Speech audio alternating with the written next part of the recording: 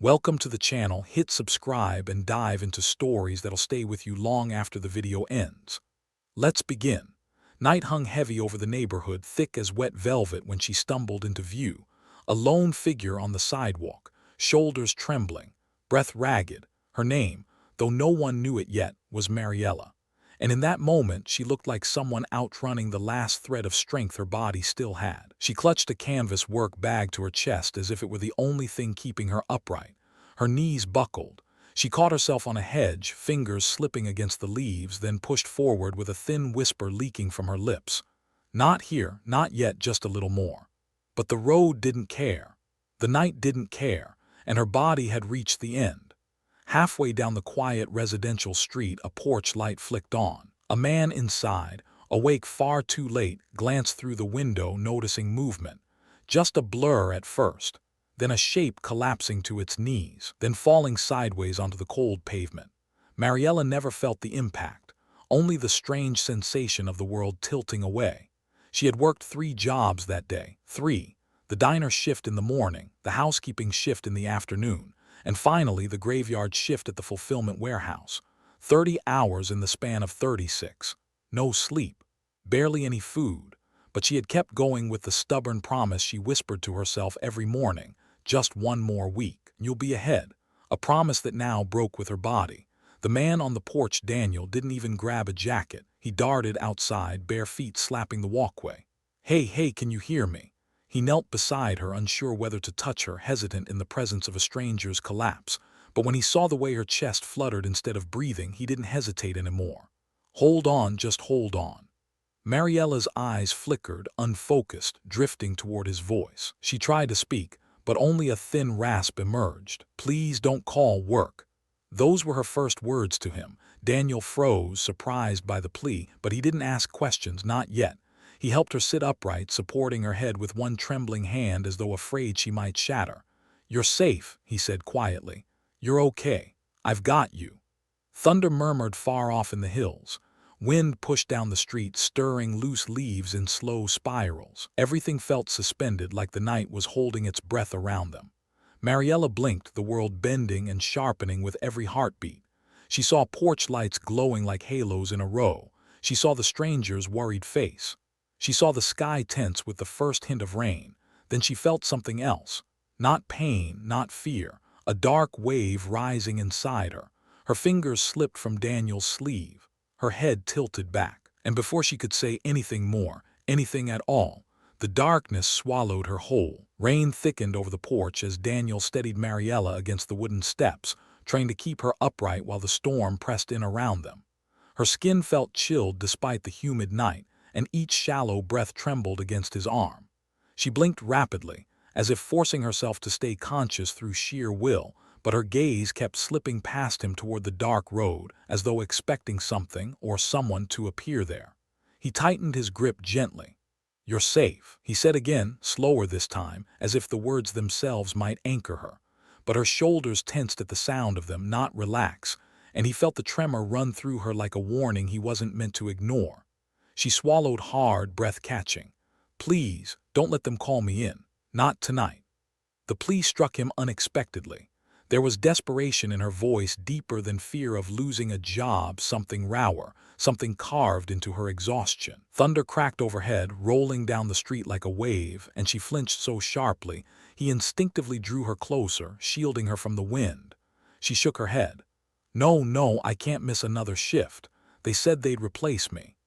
Daniel paused, hearing the strange way she said they, not my boss, not work, but something distant and faceless. He lifted her bag, its straps fraying, and the 3 different badges inside clattered faintly together. Warehouse, diner, cleaning staff. Every card stamped with overlapping shifts and faded photos that made her look older than she was. He wondered when she had last slept more than a handful of minutes at a time. Lightning flared across the sky, illuminating her face in stark white. Her eyes darted toward the street again, wide and alert despite her exhaustion, as though expecting headlights to slice through the storm at any second. He followed her gaze but saw nothing except the sway of trees and the blur of rain. What are you afraid of? He asked softly. She breathed out a shuddering whisper. If they find out I collapsed, they'll mark me. They said they would." Her voice faded, almost swallowed by the rain. Daniel couldn't tell whether she meant a disciplinary mark, a lost shift, or something else entirely. But the way she wrapped her arms around herself as though bracing for impact unsettled him. "Who told you that?" he asked. She hesitated, her lip trembled. Then she whispered, "Not my supervisor, someone above her, someone from the office. They watch us. They track everything. If you slow down, they know. If you leave early, they know. And if you can't keep up," her voice cracked. "They told me I'm replaceable before I even collapse." Daniel felt something twist in his chest, anger, fear, he wasn't sure which. He reached for his phone again, but she caught his wrist, her grip surprisingly strong. "No," she gasped. "Please, if you call them first. They'll say I abandoned my shift. They'll fire me before I can explain. I need time, just time to breathe." Rain poured harder, drumming against the porch roof. Wind bent the trees. Somewhere far down the street, a car engine stirred, low, steady, approaching. Mariella froze instantly, breath locking in her chest as if that single sound confirmed her worst fear. Daniel turned toward the road. The headlights were coming straight toward them. The headlights rolled closer, cutting long white blades through the rain. Mariella's nails dug into Daniel's sleeve, her breath quickening in shallow, panicked bursts. She shrank against the porch column as if trying to make herself disappear. Daniel stepped in front of her without thinking, shielding her from the oncoming glare. The car slowed. Its tires hissed through puddles, creeping past the curb like it was looking for someone. But it didn't stop. It drifted down the street, a dark shape swallowed gradually by the curtain of rain, until the taillights faded into red ghosts. Still, Mariella didn't relax. Her whole body stayed coiled tight, locked in some silent battle inside her chest. Daniel waited for her to breathe again, really breathe, but her eyes stayed wide, fixed on the now empty street as though expecting the car to loop back for another pass. He crouched down beside her. "They're gone," he said quietly, but the words didn't land, not at first. When she finally blinked, her lashes stuck together from rain and tears. She pressed a palm to her forehead, trembling. "I thought it was them," she whispered. "The company car. They drive around looking for people who miss shifts." Daniel frowned, unsure he'd heard right. "That's not normal." "It is for us," she murmured. "They say it's for safety, to make sure we're okay, but it's really to make sure we're working." Lightning flashed again, dimmer this time. Then the rain softened to a misty patter, leaving only the steady drip from the porch roof. Daniel helped her to her feet slowly, supporting most of her weight. "Let's get you inside," he said. "You're soaked." She hesitated, as though stepping into a stranger's home might cost her something she couldn't afford to lose. But the cold was sinking deeper into her, and she nodded weakly. The moment the door closed behind them, the world outside dimmed into a muffled haze of storm and shadows. Warmth enveloped her, soft and immediate. She swayed, almost collapsing again, and Daniel caught her under the arms, guiding her to the couch. She sank into the cushions with a long, shaking exhale. Her wet clothes clung to her skin, her hair dripping onto the fabric. He grabbed a blanket from the hallway closet, draping it over her shoulders. She pulled it tight around herself like a shield.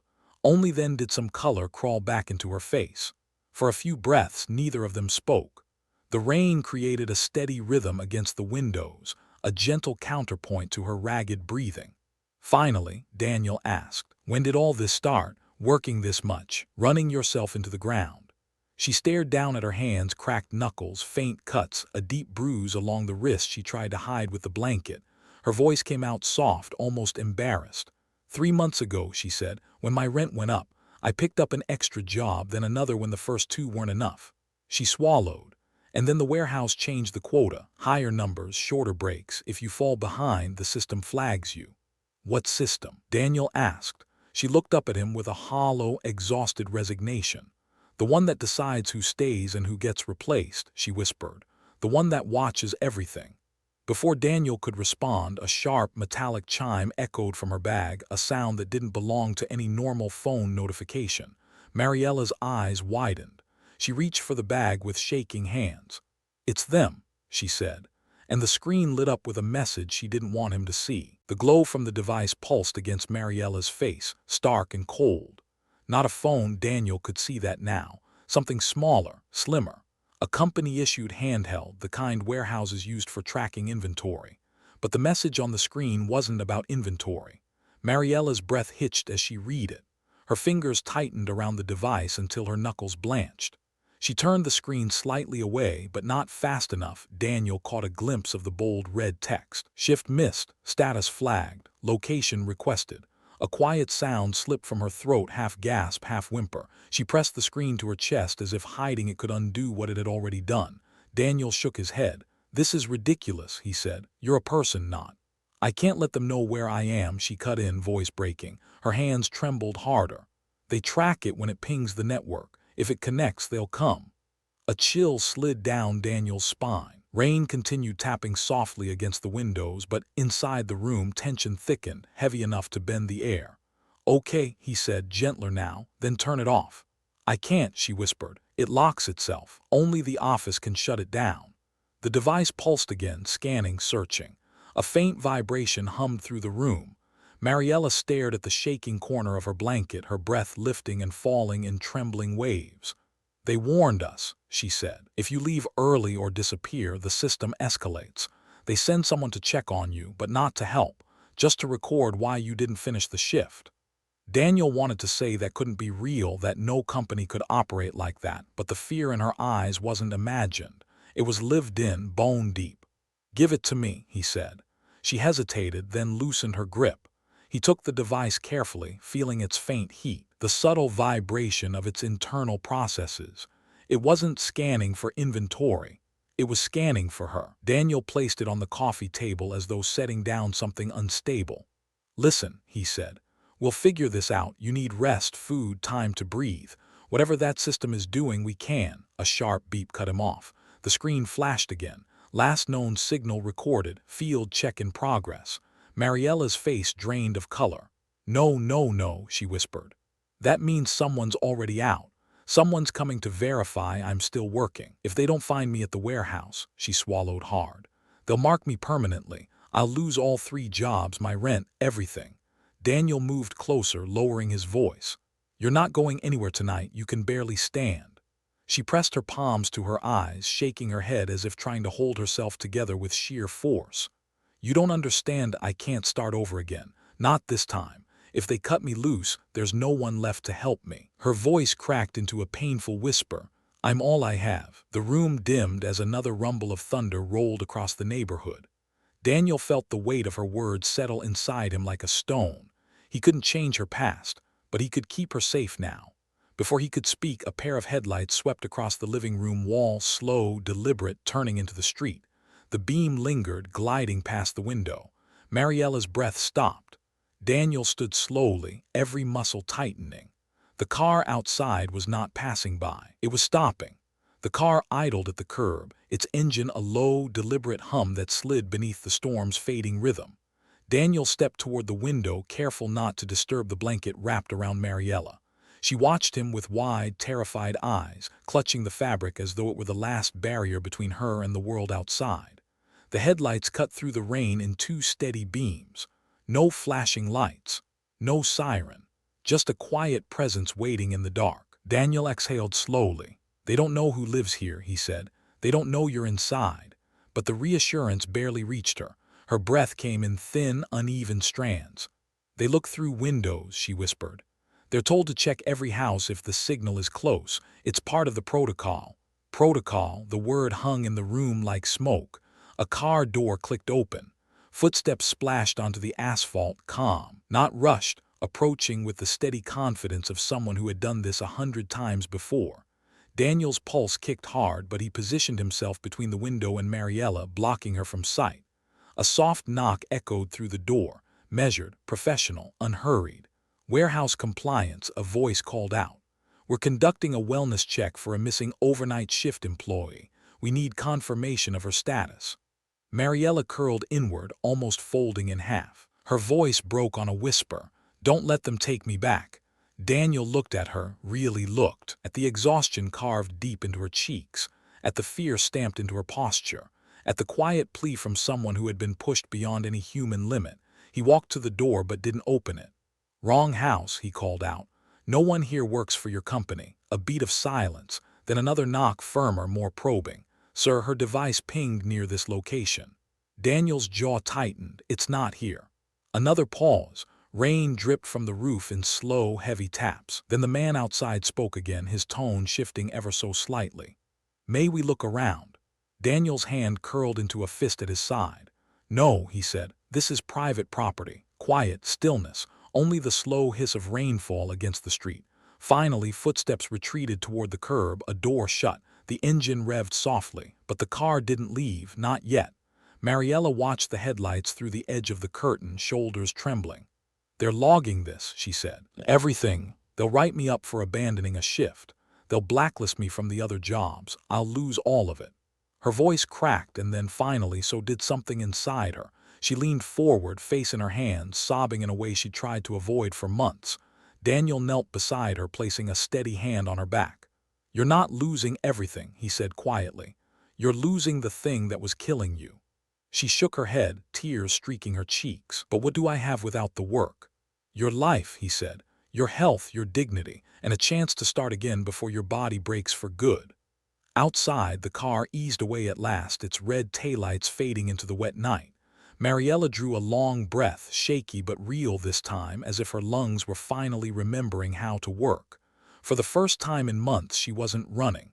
She wasn't being watched. She wasn't alone. Daniel sat beside her until her breathing slowed. The storm quieted around the house, and in that fragile, exhausted silence, she whispered the first words that didn't come from fear. "Thank you." It wasn't a solution, wasn't a perfect future, but it was a beginning. A beginning she would build from something she had nearly lost, her own life, finally returned to her hands. Thanks for watching. Subscribe and visit the channel for more real-life stories like this.